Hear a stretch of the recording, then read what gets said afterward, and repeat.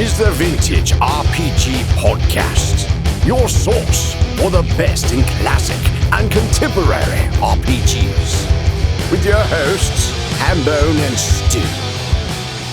Welcome to the Vintage RPG Podcast, coming at you again from the clubhouse hidden somewhere in the swamps of New Jersey.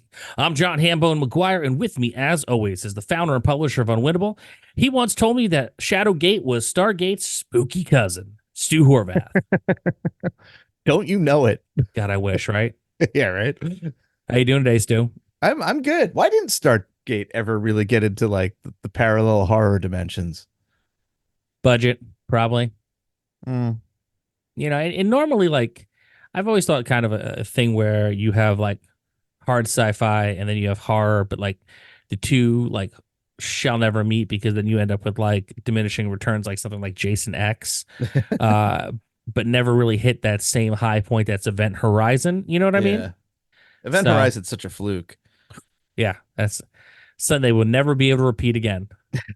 So, Stu, we're talking about Shadowgate. Shadowgate. Oh man, Shadowgate.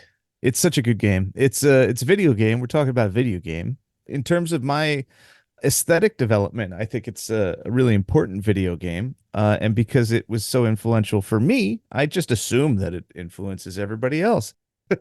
When I played the game, it was the 1989 Nintendo Entertainment System version, which, how do I describe this cover? It's extremely 1989, the cover art of the NES version. It says Shadowgate across the top, slightly cockeyed, in Dayglow green, in a vaguely gothic font. And the background is sort of like, I guess it's meant to evoke, it's sort of gray mortar with black flagstones. But for some reason, it just says bowling alley carpet to me. Oh my God. So hard. So hard. And then it's got this admittedly cool little gargoyle. It's obviously stone, but because it has glowing red eyes and it's breaking out of its stone encasement. So like the red tip of its tail is becoming visible as the stone crumbles away. It's cool, but it's definitely very of the period in terms of its art. Aesthetically is very 1989. The Dayglow green is so good, but like so of the moment. The game itself is a point and click adventure.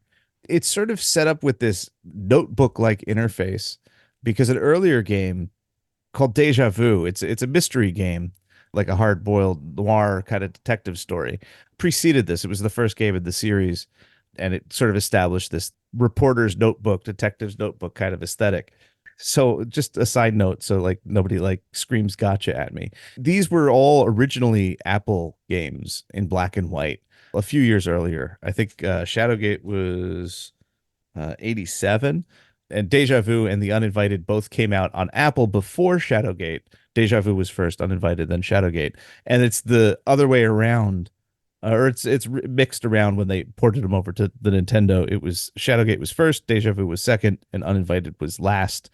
So like there's like this weird kind of shifty thing. We'll talk more about the Apple version in a minute.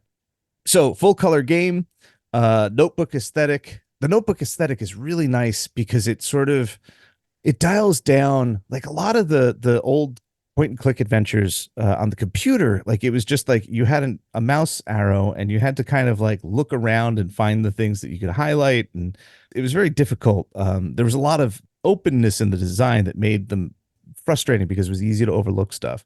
I feel like the notebook aesthetic kind of like dials it in so that like you have less stuff to worry about. You're surer of the puzzle pieces that you have to fiddle with. And there's clear navigational cues in the art, which is very cool. I love so basically you have like you have your inventory in a box on the right. You have a view of the room that you're looking at on the left in a small box. And then at the bottom is your menu and a description. And the art illustrations are so good. They're so creepy. They're very like, again, of the moment, that pixely art, but like that's really cool in the way that they kind of define the space. You're going into this castle that's named Shadowgate to find the Warlock Lord and to stop him from raising the behemoth and causing the end of the world. And you do this by finding bits and pieces of a scepter that you're going to use to hit him with at a key moment in the ritual. Yeah, real over the plate stuff. Yeah, there's monsters that are all over the place. There's traps. There's a really cool system of magic, which involves you reading words and employing them in specific spots. I just like it because I don't remember all of them, but the one spell, Epor, is great because it summons a rope and it's not immediately Oh, that's fun. obvious when you get it in the game. Like, what is this? But and then you could cast it and it'll like give you a way up into like a ceiling trapdoor or whatever, or down or whatever. There's a thunder spell, I think, and there's a bunch of different stuff. And you can apply those spells in the environment in different ways, and it's very satisfying puzzling that out. No surprises, but everything is just executed with a level of panache that I really appreciated at the time. Two things that are very important about this game that I have not yet mentioned. One, it's extremely tense, partly because you're constantly worrying about your torch, which, as you move through the game, starts to die. And if it goes dark, you die because you can't find your way around and a monster gets you. So there's this constant like time management thing. And when when the torch starts getting like really low, this danger music starts playing. And it is one of the most anxiety inducing music I've encountered in a video game, period, let alone of that, system, which was full of anxiety inducing music. But this is particularly so. It's I have MP3s of it, so we're gonna play it right now.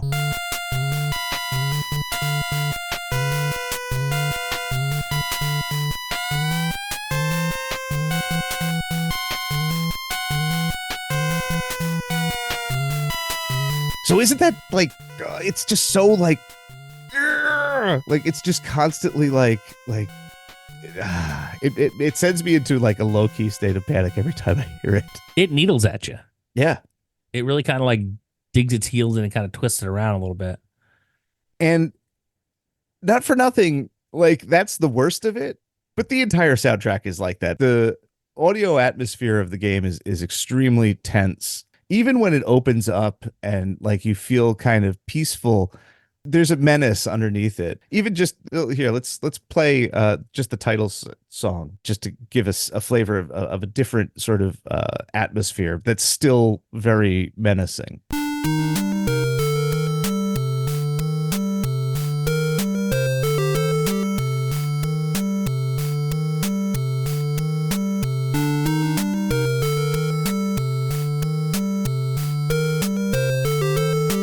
And I think that I think that you can hear what I'm kind of getting at. And I think that our listeners who like Dungeon Synth right now will be sort of going like, wow, this is very Dungeon Synthy. I feel like Shadowgate is an unsung major influence in the more video gamey bough of the Dungeon Synth family tree. I keep saying that in public and nobody has shouted me down yet, but nobody has confirmed my suspicions either. So maybe I'll get it this time. I mean, if not, we'll definitely get an email about it. Waka, waka, waka. Just fantastic games. They're cool. There's a remake that came out that sort of defeated me. The aesthetic wasn't right. It was a little too dark, a little too...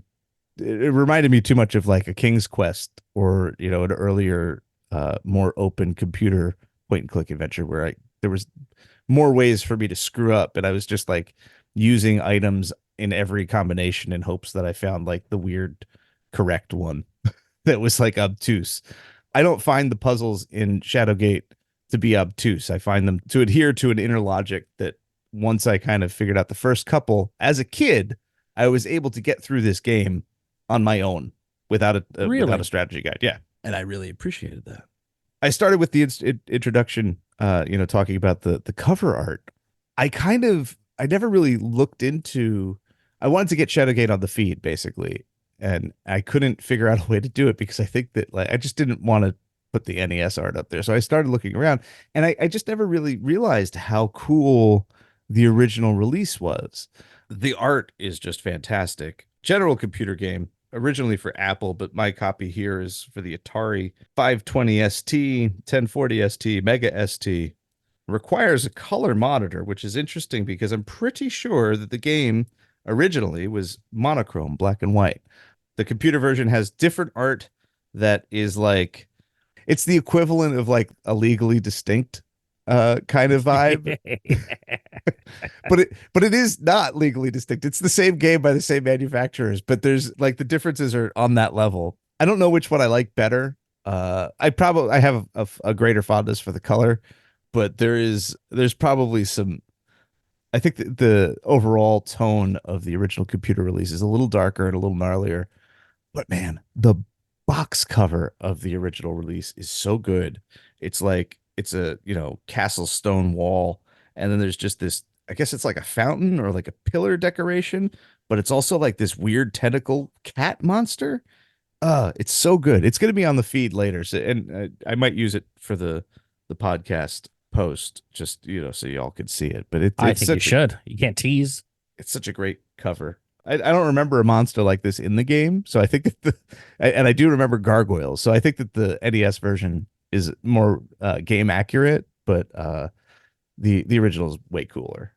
Yeah, I remember the NES version, and I remember seeing the cover of it and thumbing my nose, like thinking, "Oh my god, this is the coolest thing ever." Then trying it out and thumbing my nose at it because at that age, all I wanted was Castlevania and walking and killing, and like I couldn't wrap my head around the idea of like pointing and clicking. It is very temperamentally different from I think just about every game on the NES. It's because they're just, I mean, aside of the constant prodding of the torch, you basically, and there's plenty of torches around. You just have to stay on top of it. So like it's not like, you're not dodging, fucking birds like a Ninja Gaiden.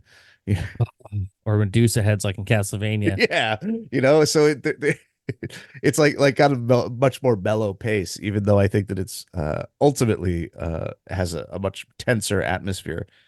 But it's a more plausible atmosphere too. Like you're exploring a what is essentially a reasonable space, even though there is a shark in the pool and the cave in the basement, which is a little weird. Yeah, I mean it's kind of like the rust monster in Ravenloft. You're like, what's that doing here? Or, but at the those, same time, it is really fucking bad to run across. Yeah. Or just like the red dragons in that entry hall. Like what? That's such a messed up entry hall. Go around the back door, TPK. Yeah. But yeah, no, I think, like I said, I didn't vibe on the newer Shadowgate, but I think that other people did. And again, I've sort of floated this in hopes that I would get a confirmation, but I feel like Shadowgate either directly influenced Vermis and Plastiboo's art, or influenced people who made art subsequently that influenced Vermis and Plastiboo. There's just something in the vibe that just when you die, there's this such a terrifying Grim Reaper that pops up and mocks you. Like there's just something about the game that has like a little bit of the attitude that I sort of associate with like a Dark Souls or Dark Souls, those Souls-like games where you're sort of the game is like the enemy. I think that's a really great way of describing those types of games. I mean, obviously, when you're playing against the computer is the enemy, but like the game is the enemy. It's kind of a weird distinction, but makes total sense. Yeah, I mean, like they're definitely designed to be adversarial in a way that I don't actually appreciate very much. But I think that there's something about that or something similar at the root of Shadowgate, because there's a narrative involved. It's not about punishing you and taking away your quarters, which was such like a design concern in early video games. You had time constraints. They were money making devices. Shadowgate in 1989 was very much like it wanted to like punish you, the player, for not playing well, not to make a buck. It was just doing it for the pleasure of it. Yeah, exactly. So let me ask you this, because this is always a thing that comes up constantly when I think about old Nintendo games. Talk about old Nintendo games. Was there an ending? Oh yeah. Well, I mean, like it wasn't much of one, but like the behemoth comes up and you use the thing at the crucial moment, and if you've assembled it correctly, you win, and if you don't, the world ends. And Wait. There's a wrong way to assemble it. Yeah. Oh my So god. there's Dick definitely move. you're putting together this like weird staff that's been the pieces of which have been broken up and hidden. I believe there's a prophecy or a clue basically that like a riddle that sort of points you in the direction of how to reassemble the rod, but you don't necessarily. It's not a sure thing, basically, Yeah, which is a bit of a dick move. that's wild. Do you have any final thoughts on Shadowgate? Yeah, it's a weird one. So there's this band, I believe, out of Portland called Pleasure Forever. It's a great band name. Oh yeah, absolutely. They they used to have a not great band name, and then they changed it to Pleasure Forever. They're great. They're like this piano driven like rock band that is like about like occult doings and decadence and like it's very atmospheric. I love them. They have deep reaching roots into like hardcore, which is sort of surprising. And then afterwards, the drummer went on to be in Russian circles, I think, and they've been around. They have a really cool pedigree, interesting pedigree. But in their first album, which came out in like 2001, they have a song called "Meet Me in Eternity," and at the end of the song, he kind of repeats over and over again, "Rise from the bottomless pit," and I have no proof, but like as soon as I heard that song back in 2000, like at a bar, I was just like, I was immediately thinking of the behemoth rising out of the pit in Shadowgate. The imagery in the song is so similar to the Shadowgate, the gameplay that I think that I choose to believe that Andrew Rothbard, when writing that song, was inspired by his childhood love of Shadowgate. That's awesome, man. I expect to get a cease and desist letter any minute now. We might. And if we do, we'll definitely post about it because we're that kind of jerks. All right. So, well, this is another amazing episode of the Vintage RPG Podcast. Stu, where can people find you on the internet? Well, for now, they can still find me on Instagram, but I'm a little tired of it. You should go to vintagerpg.com, where I am currently importing all of the posts from Instagram since 2017, which is a lot of work. But I'm making them all nice and they look great, and they do look really great. You can make the pictures really big. And we have a newsletter there that you could sign up for. You know, I'm over social media, bringing websites back. After I get this done, I'm going to start building a web ring, and it's going to be like 1997 all over again. I'm going to have like a little GIF of a spinning skull and one of those torches. It's going to be great. Everything old is new again, man. Some things we should never have given up. You know what? It's so funny that you say that because, like, you know, I've actually had this conversation with a lot of creators lately because everyone is just going crazy trying to figure out like where to go next. And the answer I really do think is essentially what you're doing is just building your own. Yeah. Because ultimately, like, you're just throwing your stuff out into the ether on social media unless you're paying for it and constantly grinding on it. I saw a great TikTok the other day with a musician. She was just like, you know, I'm going to tell you, like, I don't want to give up, but at the same time, this is what my agent told me was my homework. And it was all like, do reels here, post here, do a Q&A, do YouTube shorts, do this, that, and the other thing. It just gets to a point where, like, how do you build an audience when you're just literally throwing, you know, everything in 9 different directions and constantly having to repeat it and do it, and no one sees anything that you're actually putting out there. Yeah, you're not building an audience. You're adding value to these platforms that you don't own or have a stake in, and it's frustrating, especially like when the algorithm changes and like you're punished for doing nothing. It's ridiculous. You know, I want to say 2006 and on, it was like, you have to have a Twitter, you have to be here, you have to be here. And it's only escalated from there. Mm-hmm. And the promise was like, well, it's free promotion because you're not actually like having to pay any kind of marketing team to do this. And you are your own marketing team. But ultimately, folks, the cake was a lie. Yep. So I really do encourage you to check out vintagerpg.com. Stu's doing a bang up job, essentially doing what he did on the Instagram, like he said, and kind of migrating it all over and updating it and cleaning it up and making it a spot where there is a bit of community, because you can join our Discord right through the website, and we really do encourage that you do, because whether you're in the patron lounge, whether you're in our swap meet, whether you are just cruising in the general section, it is a great community, and we really would love for you to be a part of it. I'm not kidding either about the web ring. If you want to start building out a cool RPG web ring, like, get in touch, like, because all it is like a thing that we put at the bottom of your site, and it'll be cool. DIY, do or die. Yep. Speaking of which, you can find me across the internet at John McGuire RPG. I've been posting a little more on the Instagram, mostly just posting and reposting cool art that I see, but I am very much elbow deep in working on multiple projects for 321 Action, Brain Eaters, as a little jammy jam between me and the Neon Lord.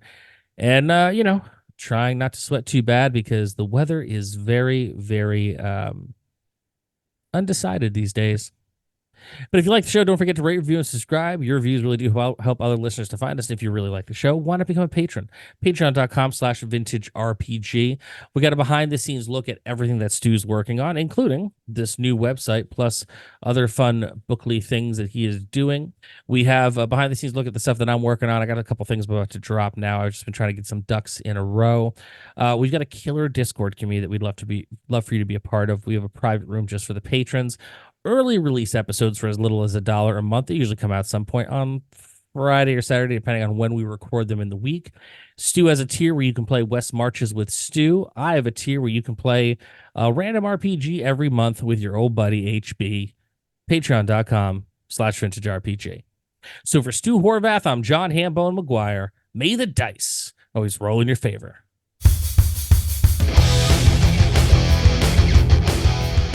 Thanks for listening. Don't forget to like, review, and subscribe to the podcast. Every review helps other listeners to find us. The Vintage RPG Podcast is a ham-fisted production. Music by Dega West. Art by Schaefer Brown. If you like the podcast, you should also consider becoming a patron at patreon.com.